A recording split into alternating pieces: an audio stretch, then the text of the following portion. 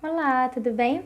Meu nome é Dominique. Nesse vídeo eu vou falar sobre a segunda parte do resumo do livro Ensine do Seu Jeito, de John Roth, onde ele fala um pouco mais sobre o unschooling, que é o método que ele propõe, e ele começa falando um pouco sobre a visão de criança que ele tem. Eu poderia dizer que ele concorda com a Charlotte Manson quando ela diz que as crianças têm potencial para o bem ou para o mal, porque ele reconhece essas duas possibilidades.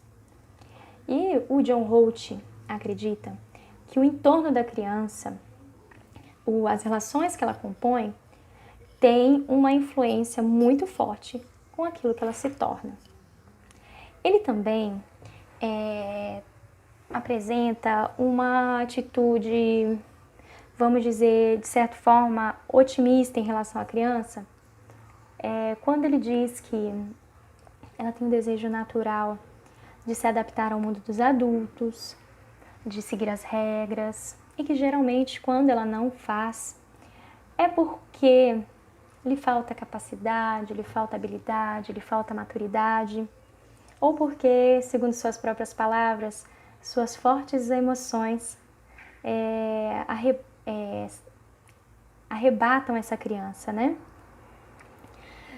Então, ele nos convida também a refletir sobre como nós adultos somos contraditórios, somos confusos às vezes na forma como tratamos a criança e por vezes contribuímos para os problemas dos quais nós mesmos nos queixamos.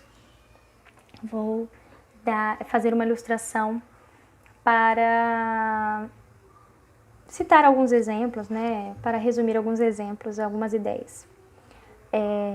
Chegou a hora de tomar banho aqui em casa.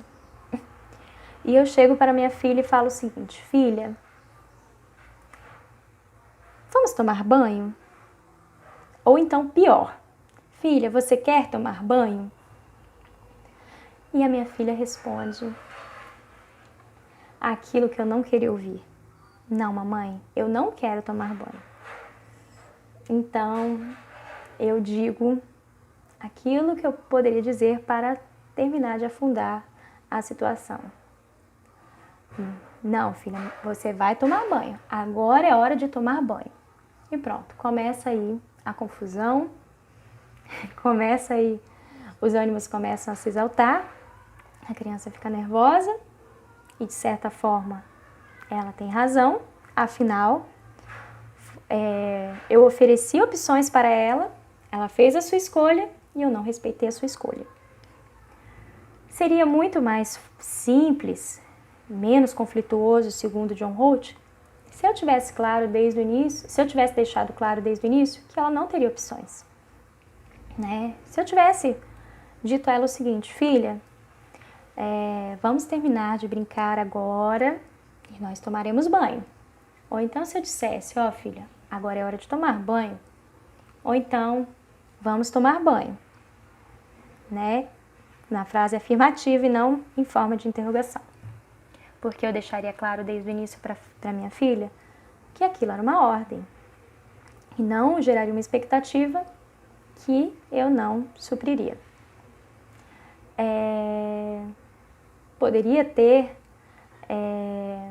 que lidar com a insatisfação dela de ter que tomar banho naquele momento, tudo bem, mas não precisaria lidar com mais uma insatisfação, que seria a de não ter a sua escolha respeitada, né?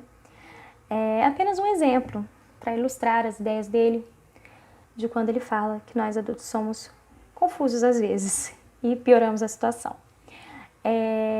E por isso ele nos convida a assumir um pouco a perspectiva da criança, a fazer esse exercício de empatia, de se colocar no lugar dela, de tentar ver o mundo como ela vê, para pensar melhor sobre como reagir melhor às situações.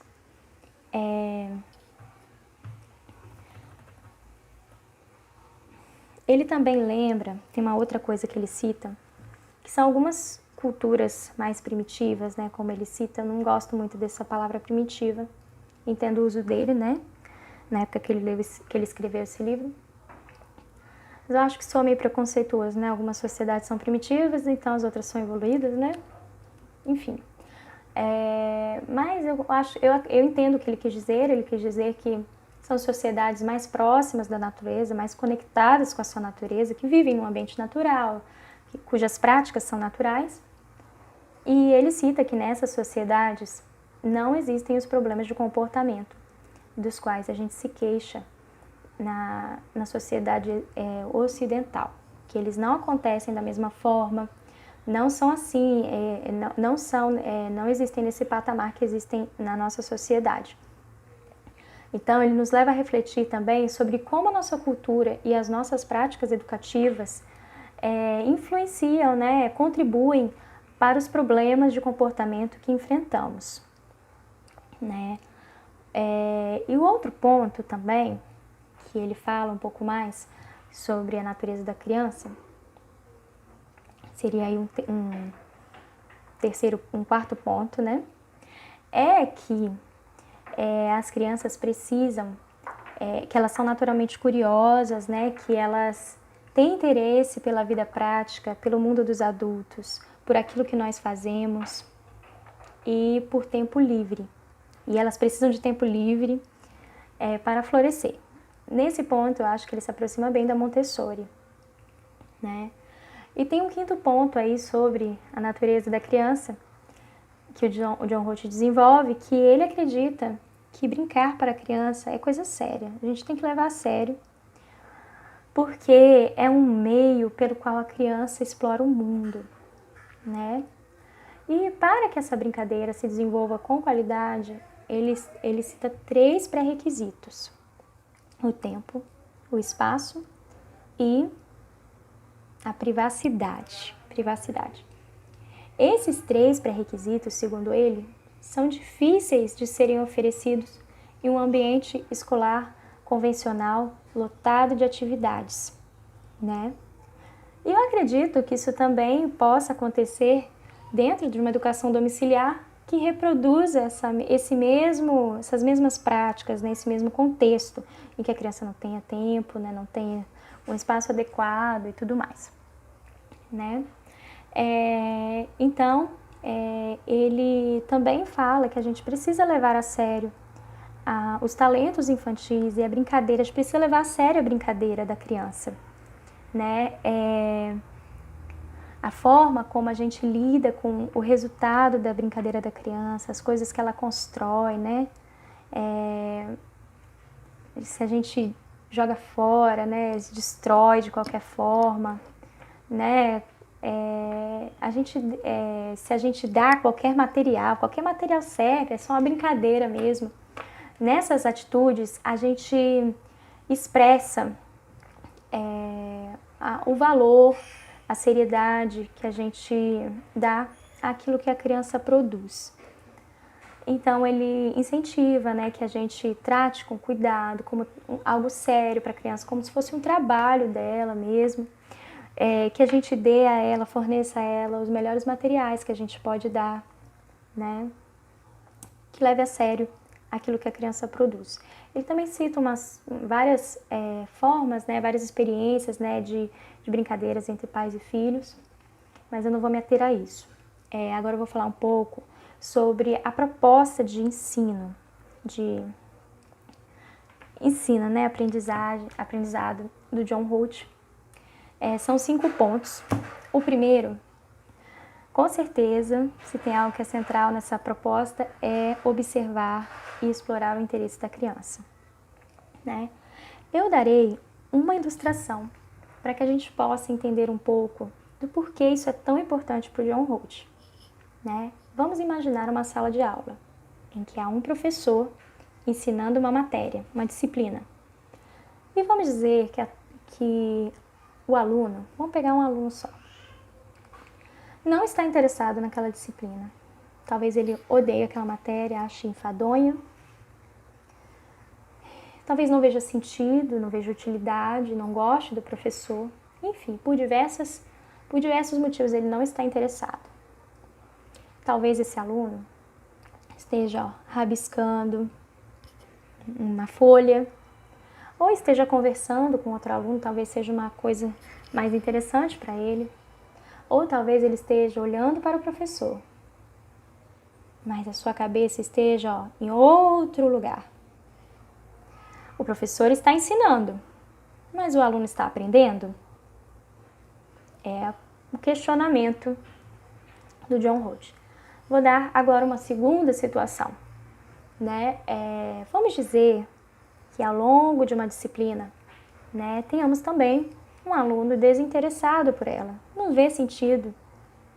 Existem várias formas de ele passar naquela disciplina sem aprender todo aquele conteúdo. Ele pode colar na prova, ele pode simplesmente memorizar algumas informações, igual um papagaio, sem processar aquilo, sabe? Só decorar, para passar na prova. E aí, talvez um ano depois, não lembrar de mais nada.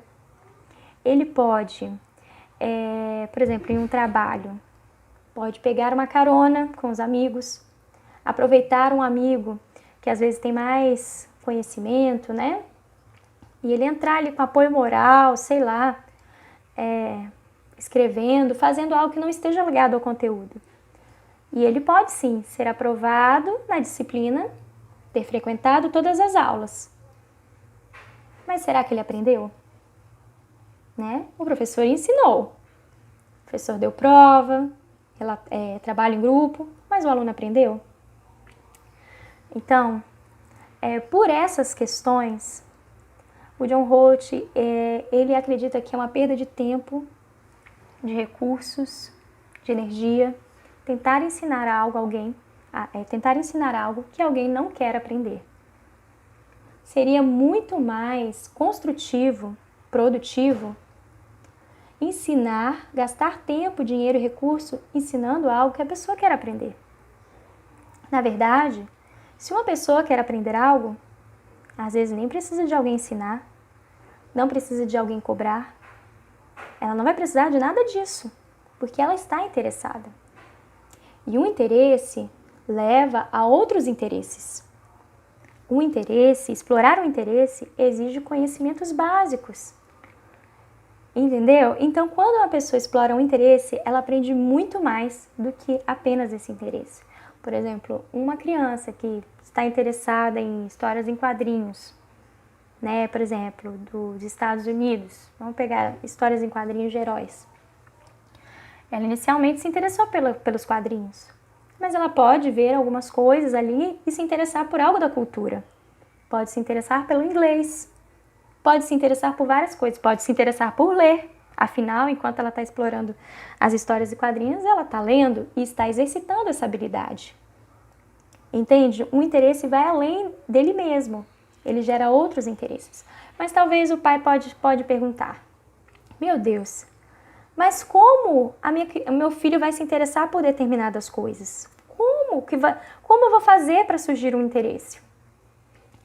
O John Holt acredita que o mundo é suficiente para estimular vários interesses. O contato com o mundo é suficiente para isso. E por isso mesmo que esse contato com o mundo é tão importante no método unschooling. Sem contato com o mundo, dificilmente esse método vai dar certo. Dará certo, né? Porque ele é o meio pelo qual a criança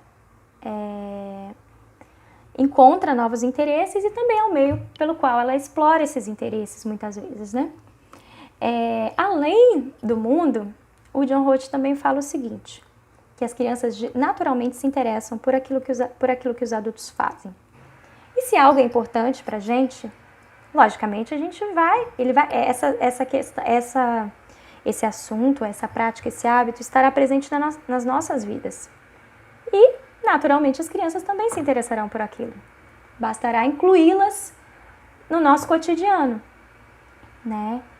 Nos nossos hobbies, nos nossos hábitos. Bastará apenas incluí-las, porque elas naturalmente estarão interessadas e isso por si só já vai ser uma oportunidade para elas aprenderem muitas coisas. O segundo ponto, né, eu já explorei, que é o contato com o mundo, que é essencial no unschooling. E o John Holt dedica um capítulo chamado Aprendendo no Mundo para explorar várias possibilidades, dar várias dicas de como aproveitar o mundo como meio de aprendizado. Como aproveitar cada contexto, né? As oportunidades na cidade são diferentes das oportunidades do campo, né? De quem vive em áreas rurais, mas as duas possibilidades, por exemplo, oferecem inúmeras experiências significativas para as crianças que podem e devem ser exploradas. Ele também cita uma proposta do que ele chama de espaços de convívio e de trabalho, que são lugares em que as crianças possam encontrar outras pessoas, né, que talvez façam também educação domiciliar, e ele caracteriza esses espaços como seguros, que tenham outras pessoas, que ofereçam algumas atividades, que sejam espaços de descobertas, espaços onde essas crianças possam explorar os seus interesses e que seja primordial que a presença dessa criança seja opcional, para que seja respeitada, né, a primeira questão que eu falei, né, que é o interesse, né? Então, não seriam escolas, seriam espaços específicos, né? Porque não teria essa questão da obrigatoriedade e tudo mais. O terceiro ponto do método de ensino dele, eu não vou explorar tudo, né, gente? Não tem como. Estou falando 5 pontos que eu achei principais. É que ele valoriza a autoeducação e ele acredita que ela deve ser priorizada, né? Porque uma criança que é toda hora muito orientada, ela tem dificuldade de desenvolver pensamento crítico, né? Ela não aprende a aprender. Existem diversos aprendizados que acontecem quando a criança aprende por conta própria. Então, ele sugere que os pais ajudem se necessário. Se não for necessário, então que a criança aprenda sozinha. E ele critica um pouco a ideia que existe na nossa cultura de que o único lugar que ensina educação de verdade é a escola. O único conteúdo, as únicas informações que são informações de verdade, educação de verdade, são aquelas ensinadas no ambiente escolar. Aquilo que não faz parte do conteúdo escolar não é conhecimento de verdade. Aprender a fazer um bolo, aprender a arrumar casa, isso não é educação de verdade. E na opinião dele, e ele discorda disso, né? O outro ponto é que é também o meio, né? Tipo assim, a pessoa só aprende de verdade se aprendeu na escola, ainda que seja o mesmo conhecimento. Se a pessoa aprendeu matemática fora da escola, fora de livro didático, né? Então, não aprendeu de verdade. Ela só aprende de verdade matemática se ela aprender na escola, com livro didático, e se no final de tudo ela tiver um diplomazinho afirmando que ela aprendeu matemática. Ele discorda disso e nos convida a pensar também de outra forma. O quarto ponto é que, para ele, o aprendizado é um processo natural. É muito mais natural. Muito mais intuitivo, pode ser muito mais informal. E a proposta deles, de pais, é que os pais atuem mais como guias e consultores, né? E não como professores especialistas. Eles não precisam saber de tudo. Eles precisam garantir que a criança tenha oportunidades, condições para descobrir tudo aquilo que ela tem interesse em descobrir. Que orientem, né, quando ela tiver dificuldade. Um exemplo de atuação nisso. Vamos dizer que a minha filha está interessada em aprender a cultivar plantas, né? Ela vai, né, tentar montar o projeto dela e naquilo que ela tiver dúvidas, ela vai me perguntar. Vamos dizer que minha filha é mais velha, né? Porque agora ela está muito novinha. Ela terá dúvidas e me fará perguntas, né? Se eu souber, eu respondo. Mas e se eu não souber? Então, eu teria que analisar se eu tenho interesse ou não em aprender aquilo. Se eu tenho interesse em aprender, então nós podemos aprender juntas, né? É uma opção. Mas e se eu não tiver interesse em aprender? Então, eu posso pensar em infinitas possibilidades de ela ter outra oportunidade de aprender aquilo. Eu posso procurar aí, sei lá, um parente cujo hobby é cultivar plantas e conversar com ele, né, se ele pode ensinar isso para minha filha, se minha filha pode passar um tempo na casa dele para aprender um pouco sobre cultivar plantas. Eu posso ver se ela pode fazer um trabalho voluntário, algum lugar que mexa com agricultura, né, por um tempo. Dependendo do assunto, uma conversa já é suficiente. Eu posso ver se eu consigo um contato, alguém que possa tirar essas dúvidas com ela. Eu posso matricular a minha filha em um curso, sei lá, dependendo do assunto. Se não for plantas, né, eu posso colocá-la num grupo de estudo, num congresso. Existem infinitas formas de a criança explorar um interesse, sem que para isso eu vire um especialista no assunto, né? E também há coisas que a criança aprende de uma forma muito mais intuitiva. Ela aprende vendo a gente fazer, ela aprende pelo nosso exemplo, ela aprende enquanto faz, né? Ele fala muito sobre aprender fazendo. O John Roach, defende muito um aprendizado mais prático. E ele também dá várias dicas sobre como aproveitar o entorno também para dar oportunidade de aprendizado à criança. E o último, não menos importante, é que eu vejo que para muitos outros métodos, a criança que eles desejam formar é algo central. Os métodos eles foram construídos para formar um tipo de criança. Uma criança autônoma, uma criança, sei lá, tem vários objetivos, né? O unschooling do John Roach não se trata apenas de um objetivo final, entendeu? É claro que o John Roach, ele quer formar, assim, eu vejo assim, embora ele não tenha falado isso de forma concreta, mas eu vejo que ele quer formar uma criança que no final de toda a jornada olhe para trás, né? E tenha obtido um aprendizado que tenha sido significativo, tenha sido útil, né? E tenha explorado os seus interesses, tenha se conhecido melhor, aprendido a ser mais autônomo e tudo mais. Mas, acima de tudo, o John Roach quer que o caminho, a trajetória, tenha valido a pena, sabe? E parando para pensar, realmente, a educação formal, ela toma aí mais de 10 anos da vida de uma pessoa. E é muito tempo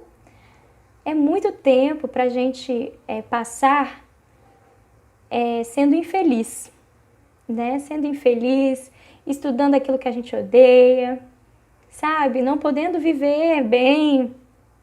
É muito tempo. Então, ele acredita que não só o objetivo tem que valer a pena, mas todo o caminho.